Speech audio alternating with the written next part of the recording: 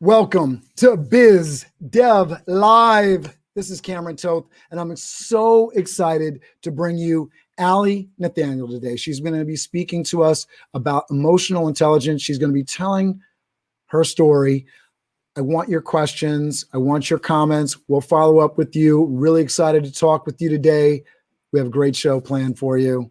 Stay tuned. We'll be back right after the Biz Dev theme. Biz Dev Live, weekdays at 11 Eastern Time. Biz Dev Live, weekdays at 11 Eastern Time. Biz D with C, brought to you by Cameron T. Biz D with C, brought to you by Cameron T. This is business development, not even selling it. This is intelligent. If you watch it, I promise you benefit. Leadership and motivation, empathy and inspiration. Leadership and motivation, empathy and inspiration. Biz Dev Live, weekdays at 11 Eastern Time. Biz Dev Live, weekdays at 11 Eastern Time. Biz D with C, brought to you by Cameron T. Biz D with C, brought to you by Cameron T.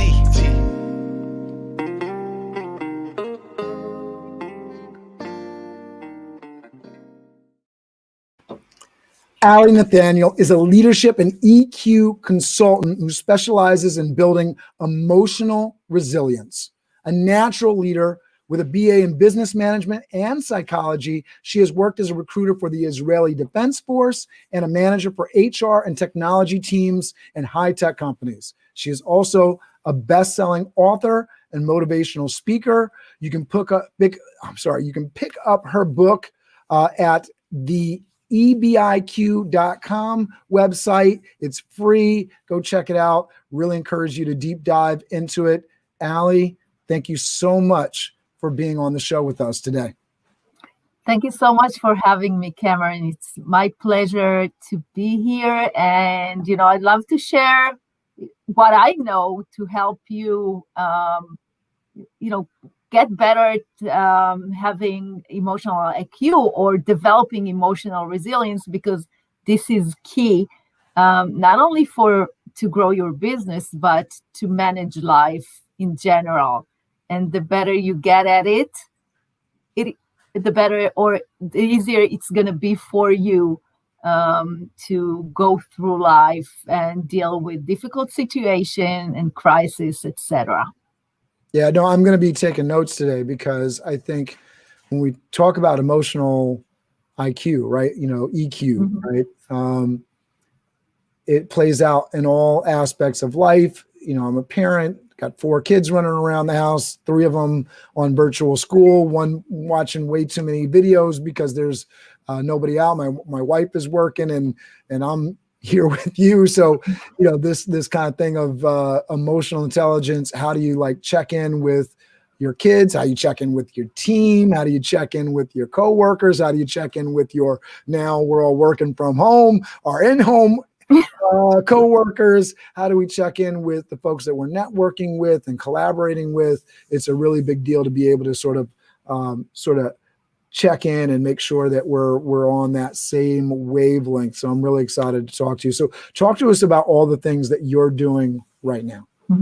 Okay, perfect. So as you mentioned, I'm emotional IQ or EQ expert, and I help leaders develop emotional resilience so they can avoid burnout. And burnout, boy or boy, we've all been there, and it's not only around your work. It's not only about not working too hard to be able to move forward, but it's also about how do you manage all the things in your life, being a parent, being a husband, being an employee or business owner. There's so many things that you have to kind of put together or devote the time to so many things, and it just gets so hard. In the past, people used to live in big families. So let's say the grandparents would take care of the kids,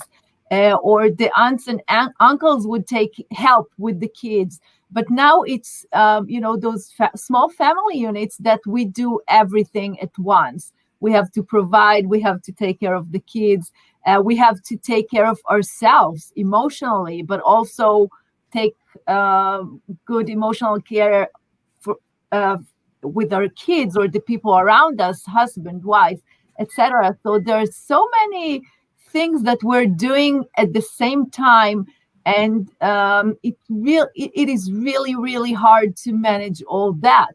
And that's where emotional IQ comes in, because emotional IQ is all about control and express emotions and manage relationships and situation in an empathetic way. Empathy is a big, big word here. And we all need to keep that in mind, that in order to develop the emotional intelligence or emotional resilience, I'm going to talk about it a little bit as well. We have to be empathetic to others. Yeah. And really try and feel what they feel. Let's talk about relationships in the family. So if you can't think well about your wife or your children, it's going to be really hard for you to manage any situation with them. It's hard for everyone, especially 2020. It was very difficult for everyone. I'm working from my bedroom. Many people do that. Many people have their children in the background and they use virtual backgrounds because they have no room in the house. So how do you manage that stressful, and I'll say it again, stressful situation? You work from home, you still need to be a good employee or a good business owner, but in the background you have your kids. So what do you do? No. And just to kind of recap this in terms of what you're doing, because you're a consultant, you're an author, you're an entrepreneur, running your own business. You're doing stuff with Bella Luke. I know, diving and hustling and making it all work, and dealing with the family, home life situation as well. So talk to us about why you went down this path of getting into emotional intelligence. Why do you think it's important? Why do you think it's, why is it your passion? And I'd love to hear a little bit more about your background and your story. Of course. So thank you for asking that, because I think everything is about stories. We all have stories, but let me take you back, more than 40 years ago. I was born in Israel and I grew up in a kibbutz. I don't know how many of you know what a kibbutz is, but a kibbutz is a very, very small community where people shared everything they had. So they shared their food, they shared their money, and they shared their kids. So when I was only 3 weeks old, I was sent to the baby's house. And the baby's house was a place where we were maybe 6 to 10 babies at the same building with a caregiver that was not our parent. And we got to see our parents only 3 hours a day from 4 to 7 p.m. And that's how I grew up since I was 3 weeks old until I was 18 and enlisted in the army. And I'm going to get to that in a second. But growing up that way, I had no emotional support at all. And when I'm saying at all, I'll just mention that we slept in that children's house. So during the night, there was no one around to help us if we needed something. If someone had a bellyache or anything along those lines, they would have to get out of bed and talk to a little monitor that we had there and say, can someone come to, this building or that building to help me? So I grew up feeling... I think like anybody that grown up, and especially like with a helicopter parent, like how unimaginable that kind of childhood is, just amazing. Keep going. Yeah, you know what? It's unimaginable for me as well. And I grew up that way. I can't even think about, raising my kids that way because it doesn't make sense. But that's how I grew up. And for many, many years, I felt very lonely. I felt that there's no one out there to support me. And I'm not sure how realistic that was, because reality is that we always have someone out there to support us, but that's the feeling I grew up with, because I was not able to see support because it was not there when I was very young. So, I graduated high school at 18, and in Israel, it's mandatory to serve in the army. So that's what I did. No one's asking you, and there's no really a choice if you want to do that or not. So that was, just the natural next thing to do. And in the army, I was a recruiter. So I was the one who interviewed high schoolers, basically, in their usually senior year, and made the decision whether they are a good fit to serve in a combat unit or maybe not. So that's what I did for 2 years. Every day I would interview, 8 to 10 people and make that big decision for them. And this led me into the HR world. And after I graduated the army, I had to save money. Now, my parents couldn't support me. I grew up in a kibbutz. So once I decided to leave that place that I considered to be a home for many years, once you leave that place, they're not supporting you financially. Yeah, there's no emotional connection. Why would they support? Exactly. Why would it? You're not their child after all. Oh, my goodness. Yeah. And my parents, being in the kibbutz, they didn't have money of their own because everyone shared everything. So once I decided to leave, it sounds like a crazy system. Is this? I mean, I'm assuming these are still in existence. So not the same way. There aren't any more kibbutzim with that system where they send their kids to children's houses. My sister still lives in the kibbutz, but it's very similar to the way we live here. The kids are with you at home, and you control everything. That seems a little bit more organic. Exactly. But it took many, many years until people realized that. And I actually remember I have 5 siblings. I'm the older of 5. So when my youngest brother was 2 years old, I remember that's when people in the kibbutz started to think about, maybe it doesn't make sense. And parents wanted their kids to be with them. So that's when it, kind of transitioned into what we know today, or what everyone basically knows about parenting and family. I can't imagine the kid that was like on the bad end of that. Like, I already went through it, and now my little kid brother is going to get time with parents. I have, my kids complaining about, oh man, I was just at, this school last year, and now they're building a playground. Why didn't they build that? That sort of puts that in a whole nother kind of frame of mind, Yeah. My goodness. All right. So you go through that, you go through the military, you're doing kind of HR related things in the military. You go into HR after the military. Keep going.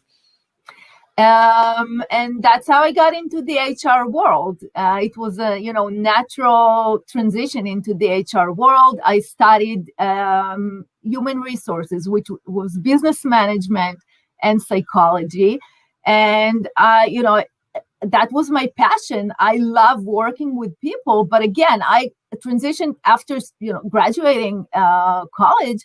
I started working at high-tech companies.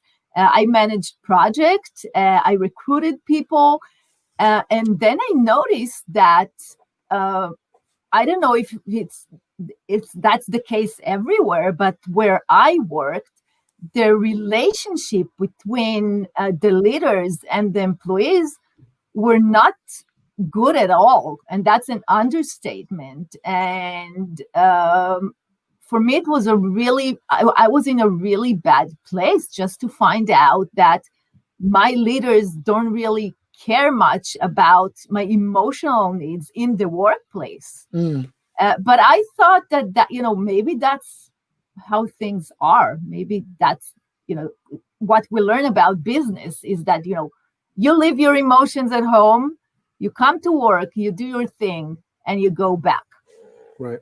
So for many years, it didn't feel right, but I didn't really know to put my finger on what's wrong here. So it took me many, many more years ears when I asked the questions. So what didn't work out for me? By the way, at some point, I left the high-tech world. I went to pastry school, kind of to take a break and to do something that I really passionate about. I didn't really do it later on. I mean, I didn't work at a bakery, but that was kind of like I needed that break from, I would say, the emotional abuse that I was experiencing in those companies. And I knew that there has to be a better way. That doesn't make sense that people go to work and suffer. And the people around me, basically, that's what happened. Everyone would talk about the company and how bad it is to work for that company. You make good money, but you're really miserable. So, I had to process all that. And for many years, at some point, my kids were born. I moved to the US. That was 14 years ago. And I had more time to ask myself questions and to take care of myself, because growing up the way I did, it really leaves you in a place where you feel lonely and where you feel unsupported. And I needed to do a lot of work to be able to see that life is good and I can really achieve anything that I want if I only able to look at the past and say And that's in the past. You were going through all of this and kind of having some of these thoughts while you were doing like online community management and that sort of thing, right? Yes. So here you are in the social job, right? You're supposed to be empathetic and building community, but the companies aren't necessarily building community with their own staff. Is that right?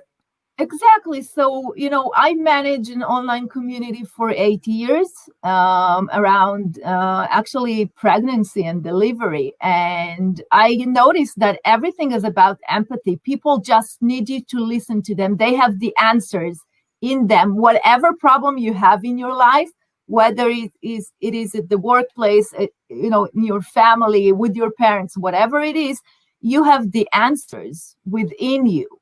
So all you need to do, or all you need to have, is someone to listen to you. And the thing about listening, and I'm talking a lot about listening when, I do my presentation, when I work with leaders, listening is key. Unless you are a good listener, you will not be, you'll be able to advance, but at some point you'll get stuck, because when you know how to listen to others, you'll be able to be empathetic, but people will also want to follow you. But going back to the answers within you, when someone really listens to you, you have much better access to your intuition and to your knowledge and to your internal wisdom in general. But the problem is that most people are not good listeners. And the reason for that is because most of us were not listened to when we were younger. So we seek for that attention. Let me give you an example. When someone comes to us and say, or when we talk to someone and we say, oh, this and that happened to me the other day. Usually it's going to take not more than 5 to 10 seconds until the other person will jump in. Oh my gosh, that happened to me as well. And then they're going to start talking about themselves. And that's what could let me do exactly that right now. Not let you finish. Okay. Right, because I find myself falling into that trap with my wife. My wife comes home and I feel like we talk a lot. I know we talk a lot. I don't know what the metrics are per, day and whatnot, but I know that we have pretty good communication. But her feeling will be that we never talk. We don't talk enough, that there's not enough communication happening. And it's exactly what you just pointed out, is rather than me letting her express herself, I'm too quick to jump in and not just listen. So I'm going to go back to listening mode. Okay. So most of us, and especially men, by the way, you try to solve problems. It's not your fault. Like, that's how you were brought up. Like, when you see a problem, you try to solve it. Whether women, we need to think about it, we need to vent, we need to kind of, talk about it in order to be able to access that intuition and the solution. It's within us. So the best way, especially around communication, whether it's your wife, your children, or your coworker, speak less, listen more. And as an exercise, try to listen to someone for 3 minutes. I'm not asking you to do that for more than that at the beginning. For 3 minutes, I don't mind. Put a timer on. Listen to your wife for 3 minutes without saying anything. That's a great exercise. And also, when you meet someone, face to face, networking groups, for coffee, whatever it is, talk less, ask questions about them. When people feel that they're being seen and heard, they're feeling being taken care of, and they will appreciate it much more, and it will contribute to your overall quality of relationships. So really, it's about, someone told me we have 2 ears and 1 mouth for a reason. Yes. So we really need to listen more. And that's a skill. That's a skill that you can acquire. You just need to talk to yourself, when someone else is talking, and say, I'm not going to jump in. I'm just going to listen. This person has the answer. I don't need to solve anything. That's not my job. They can figure it out. My job is to listen. That's how I help them solve the problem, by listening to them. Does that make sense? Absolutely, it does. I think it's such an undervalued thing. I had a conversation this morning. I've just had some stuff going on, and I go out and exercise. So I get on the bike. My knees aren't that great. My wife runs because her knees are fine. And so we kind of meet in the park, and she's been working long days. She's been working doubles. I'm at the desk a lot. We haven't been able to really get as much time, especially over just the last few days, because she sort of worked consistently even through the holidays. And so we got a moment to sort of talk. And I was, in tears this morning, because I got a moment to speak to my wife. She listened, she responded, and it really meant a lot to me.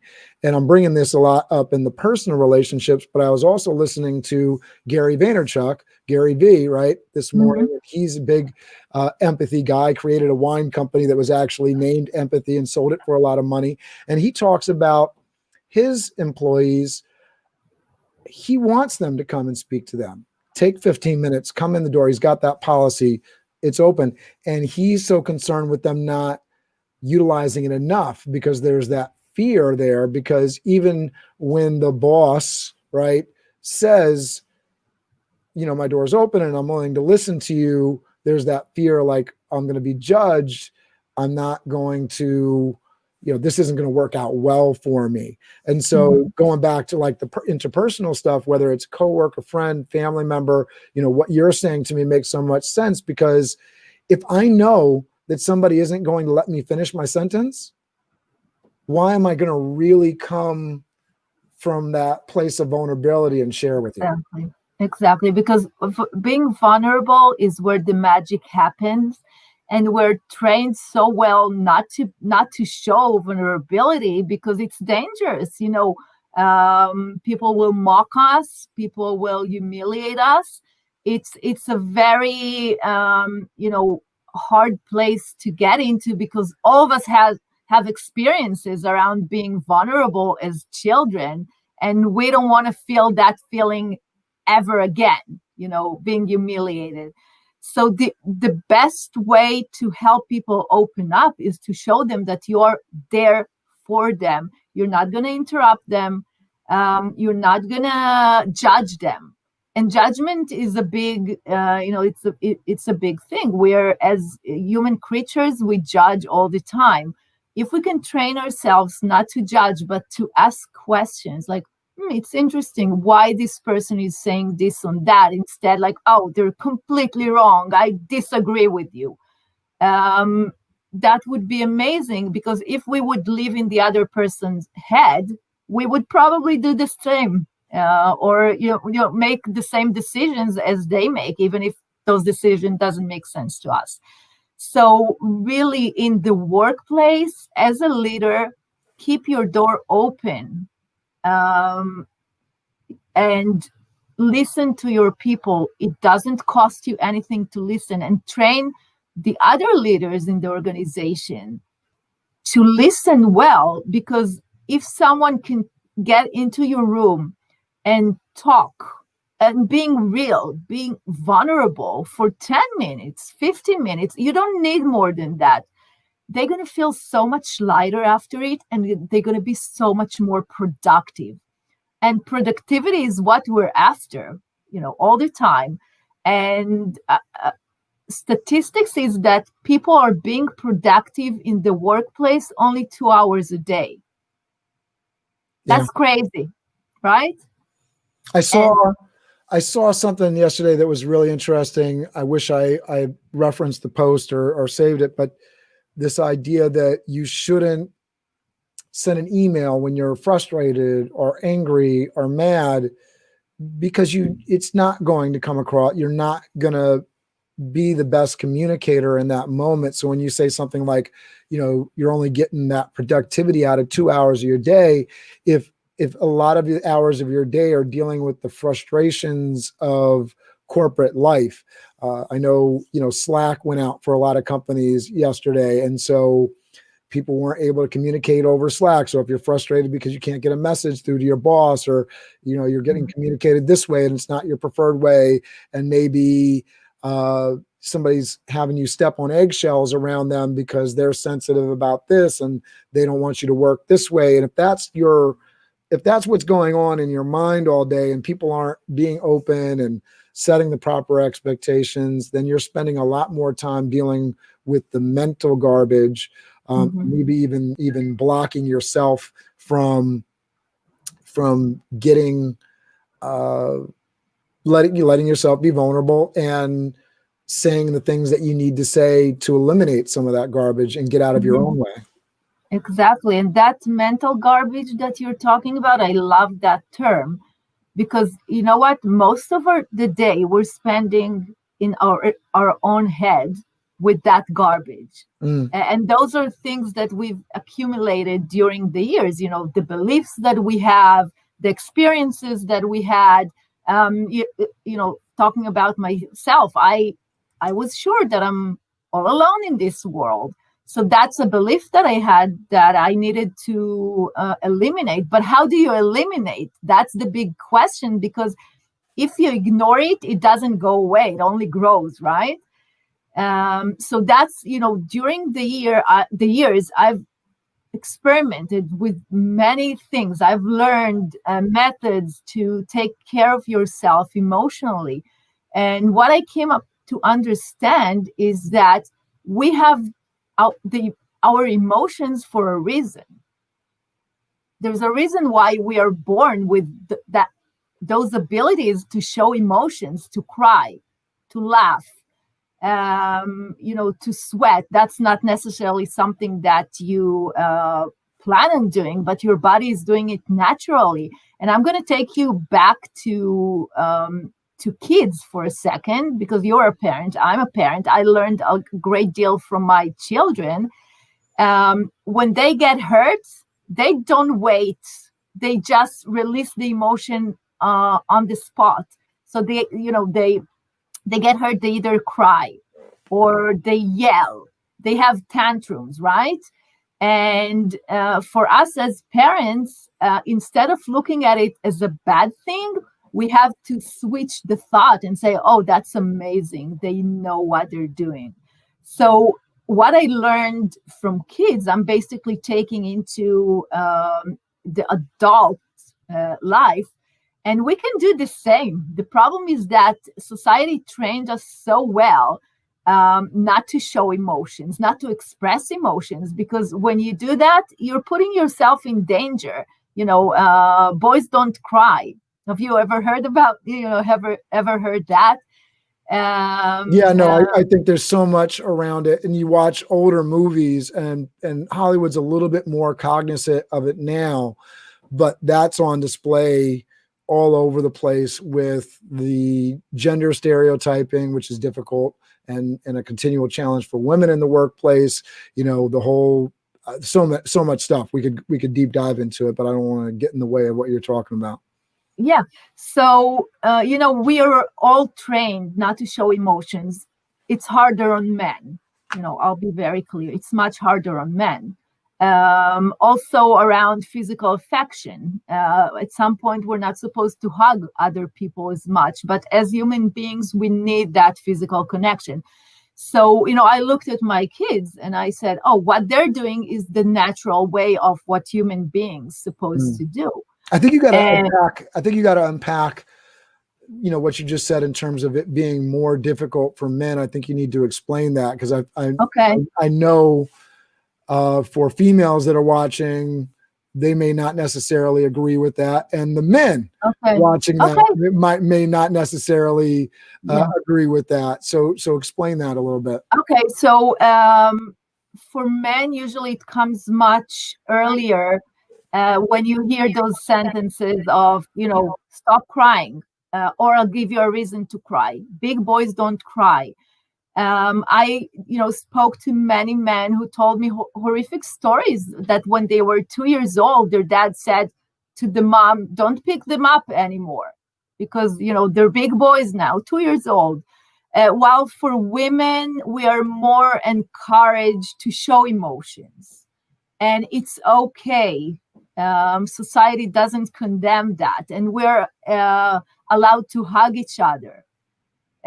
So again, of course, each person is different. How does that play out in the workplace? Because now, that makes a lot of sense when you say it that way, talking about, for younger, people, right? So you're dealing with the parental thing, especially anybody that's, a non-conforming gender role, forget about it. But even somebody that, has a complying, kind of, status quo gender role, toughen up, man up, all that kind of stuff. I understand that. But how does that play out in the workplace? So first of all, we have behavioral patterns as men and women. And the first step is, we all need to be aware that this is happening, because awareness is the first step.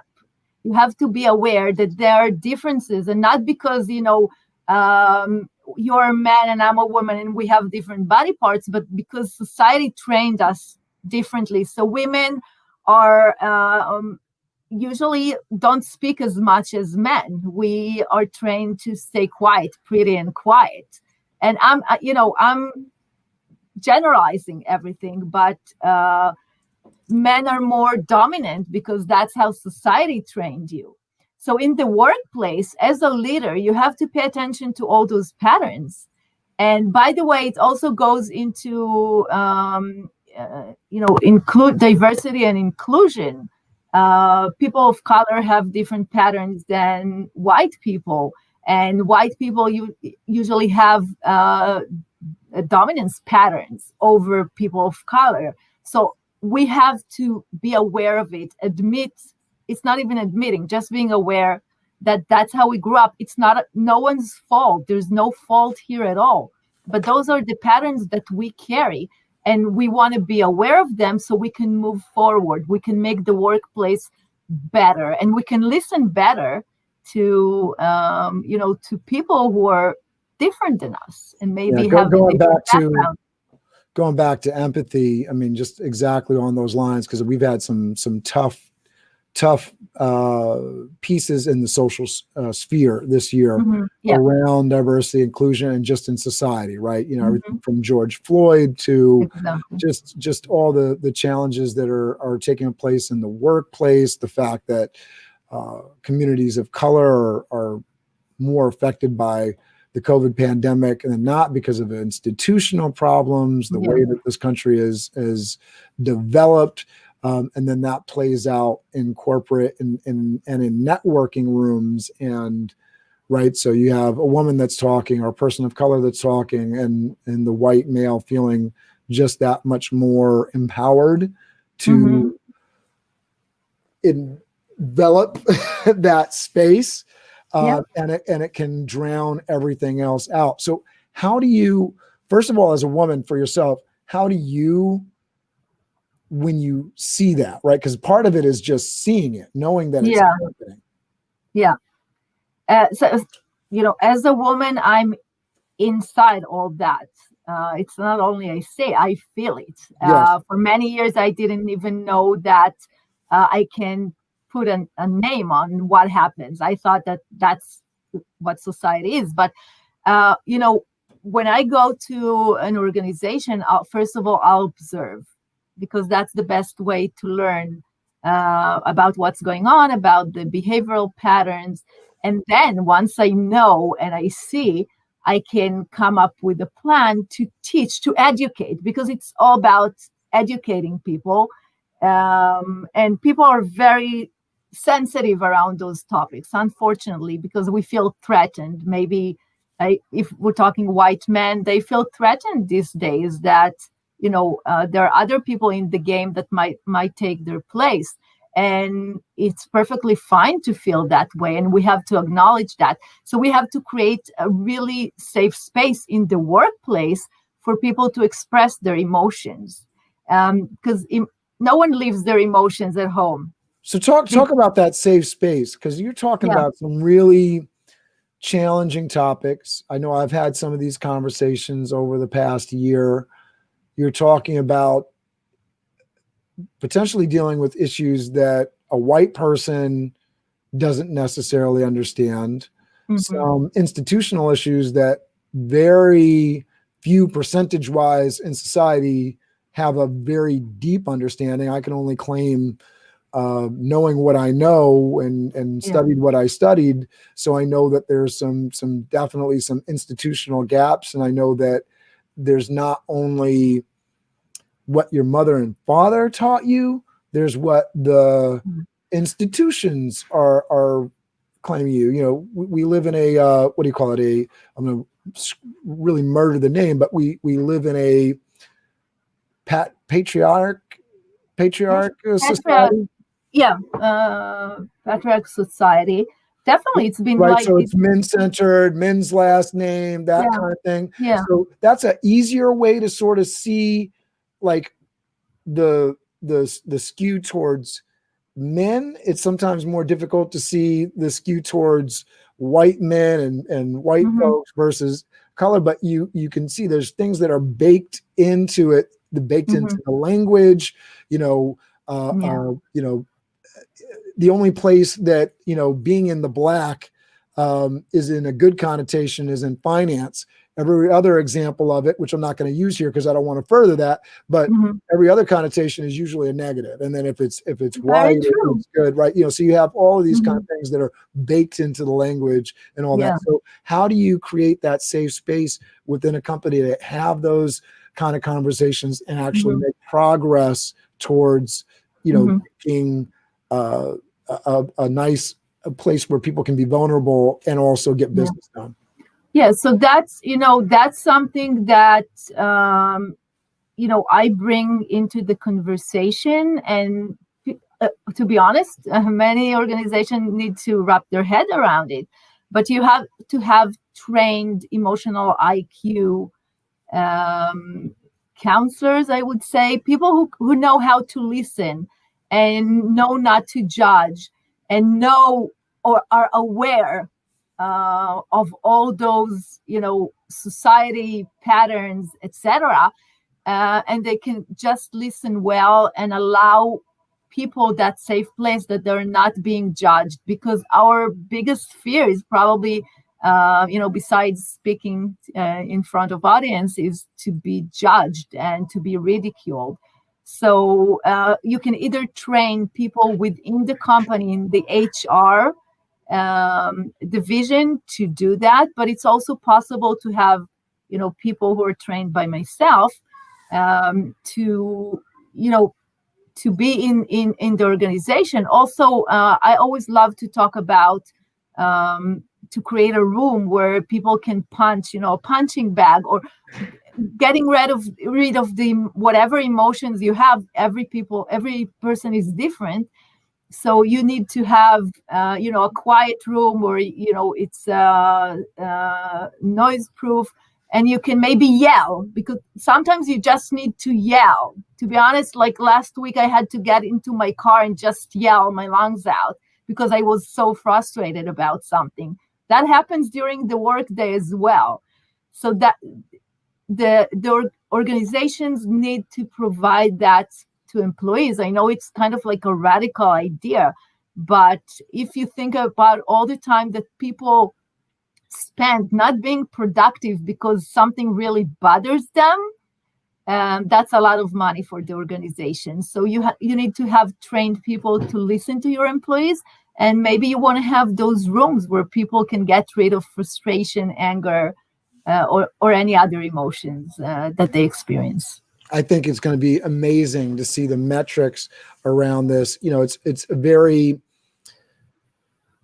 there's going to be folks that, because they're working at home, they have the space and they have the ability that they didn't have at work to have these outlets that you're talking about. Yeah. I can go yell in a room, I can turn off the computer, and I can work it out, where I couldn't do that at work.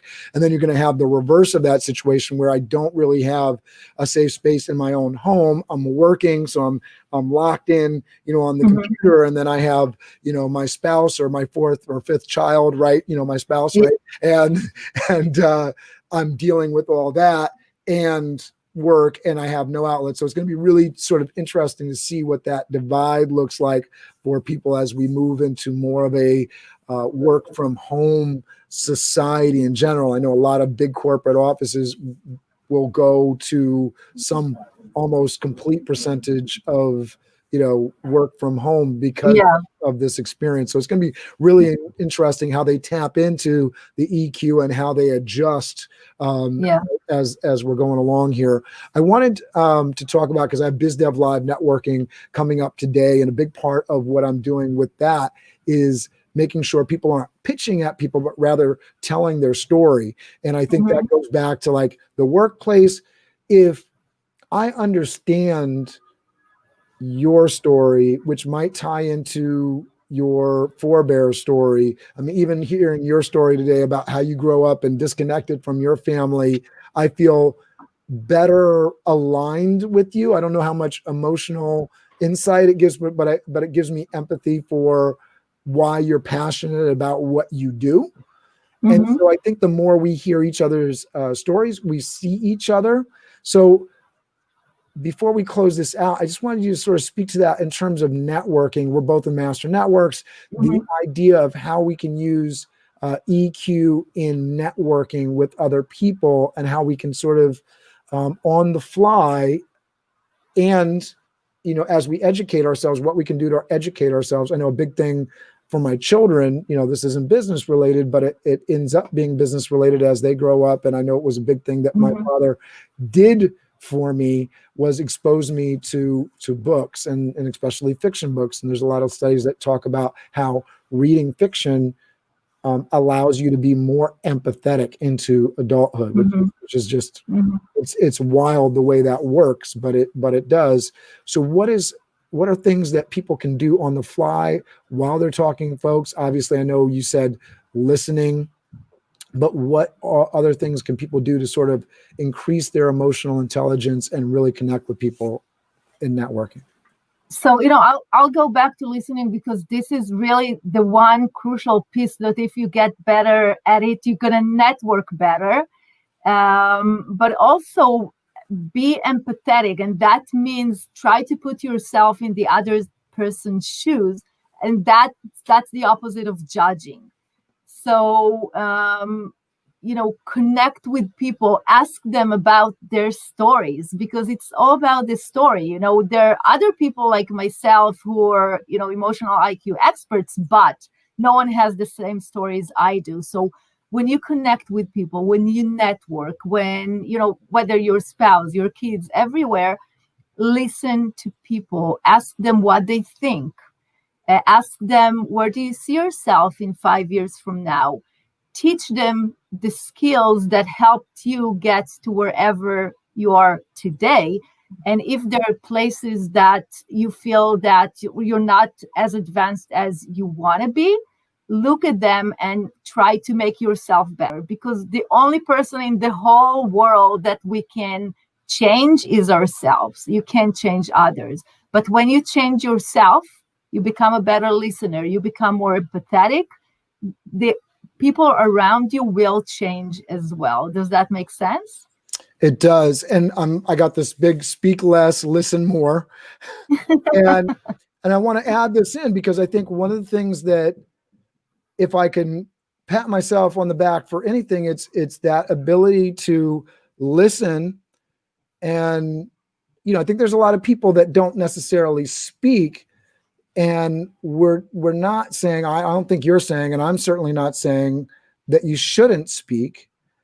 It's, when you speaking, are you addressing what was said?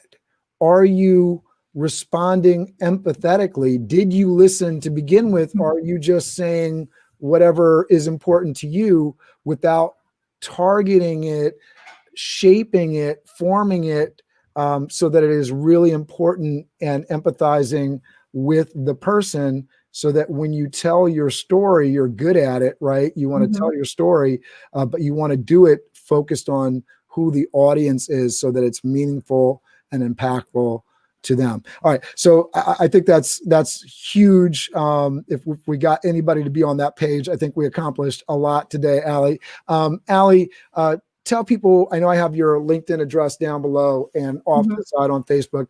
Tell people where they can connect with you to find out more. I know they can download the book. You can give them that. And who are people that you are looking to be connected with? Okay, thank you for asking that. So first of all, you can connect with me on LinkedIn. So just look for Allie Nathaniel. You can connect with me on Facebook. Those are the two places that I'll definitely see your message when you send it to me. And you can go on my website, the EBIQ, and you can download a free version, a digital version of my book. This is the book, by the way, The Emotional Business IQ. So you can download a free version from the website, the theebiq.com. And, I'd love to connect with you if you have any questions. I'd love to connect with organizations, HR people, and people who feel like they want to bring emotional intelligence, emotional IQ into the workplace. It's so important. Thank you so much, Allie. Say goodbye to everybody. Thank you so much. Bye-bye. Biz Dev Live, weekdays at 11 Eastern Time. Biz Dev Live, weekdays at 11 Eastern Time. Biz D with C, brought to you by Cameron T. Biz D with C, brought to you by Cameron T. This is business development, not even selling it. This is intelligent. If you watch it, I promise you benefit. Leadership and motivation, empathy and inspiration. Leadership and motivation, empathy and inspiration. Biz Dev Live, weekdays at 11 Eastern Time. Biz Dev Live, weekdays at 11 Eastern Time. Biz D with C, brought to you by Cameron T. Biz D with C, brought to you by Cameron T.